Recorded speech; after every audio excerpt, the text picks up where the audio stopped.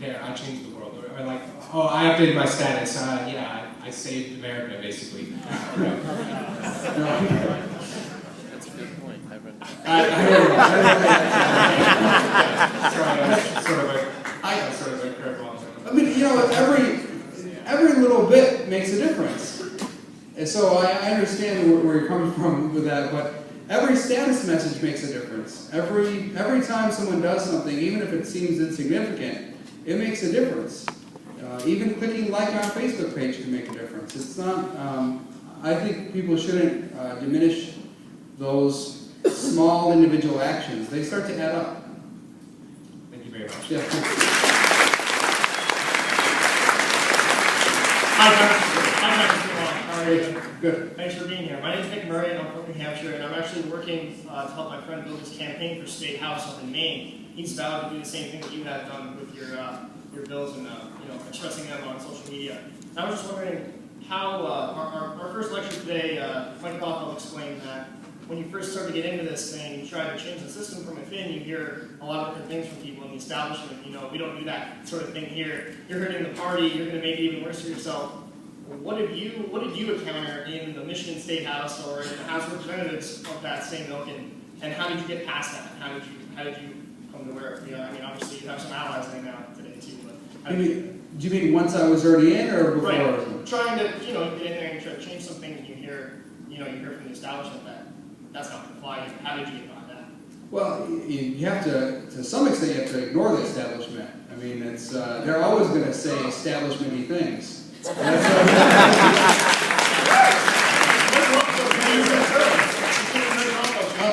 For a lot of people, I mean, for a lot of people in the establishment, what it means is that they crave power. That's what being in the establishment is. And often, once they get that power, they basically set aside critical thinking. And so, I think that as this movement grows, as you get more and more support, the establishment actually starts to change its tune a little bit about people like me. I think that they could come to accept me, not because they love liberty, but because they'll realize that the power has shifted. I think the best thing to do is just to stick to your guns. When I was in the State House just starting out and I'd get pushback from the establishment, I would explain my votes on Facebook, and I would find tons of support from my constituents, from people who weren't my constituents. People were supportive of what I was doing. There were votes that were 109-1 in the State House, and I'd explain it on Facebook, and everyone agreed with me. I was the one no vote.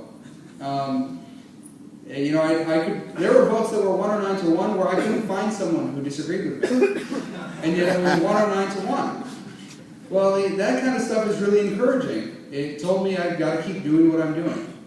And when I go back to my district, and just if I go out to like a restaurant, I have Democrats come up to me and say, "Thank you for being independent. Thank you for what you're doing. I really appreciate it. I disagree with you on a ton of issues, but I love what you're doing.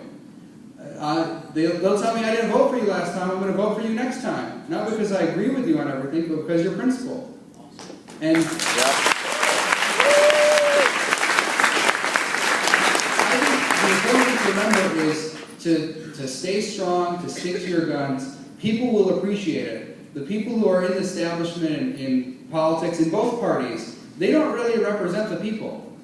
Their thinking is not really aligned with what the mainstream of the public thinks. And, they're the people who often, they go to, it might be someone who was a business owner who's now in Congress, and all he knows is the same business people he meets downtown. And those are all the people he knows in the world, and he only thinks within that context. And people like me, we think in a much broader context. I represent everyone in my district. And so you got to sometimes set aside what they're thinking, and don't worry, just keep pushing through it. Thank you. Thanks. So if you said the same assumption that the political culture on Capitol Hill is always behind where the people are at. That seems like that's always the case, whether it's TARP a few years ago, or NDAA, or Out of the Fed, or any of that stuff. Yeah, I think that's absolutely true. And,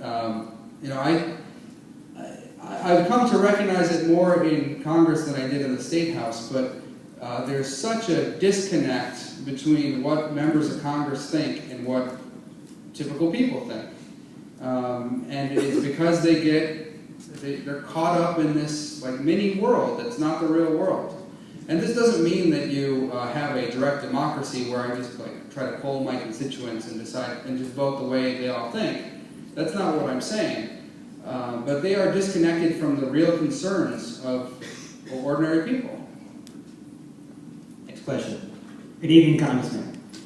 First off, I'd just like to say thank you for bringing awareness to Tom McClintock.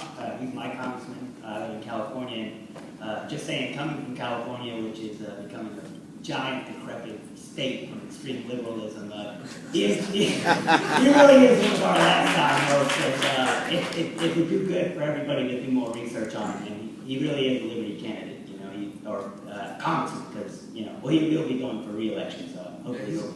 He's very good. I mean, when I have questions about bills, if, for example, let's say I'm going yes on something and he's going no, I immediately go up to him because he's a guy you can trust. You can go up to him and ask him a question, why are you going no on this? And he's persuaded me on a number of issues. Well, that's awesome. I think both of you guys are just fantastic. Thanks. My question is, though, given the scenario that once Arthur Fed enters the Senate and possibly Harry Reid might, pull a jerk move and try to stall it, and it might die in this session of Congress. Given that Ron Paul is retiring, could we look to you to be the torchbearer and reinstate it in the next Congress?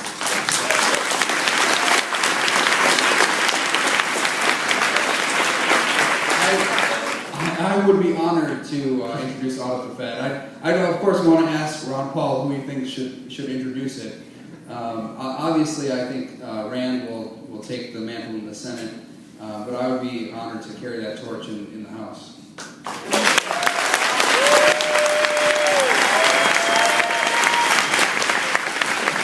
Guys, I'd love to stay out here and rap with Congressman Amash, but probably the next 4 people will take questions. I didn't want the rest of y'all standing up for the rest of the time, so sorry about that. Let's move forward to the next question.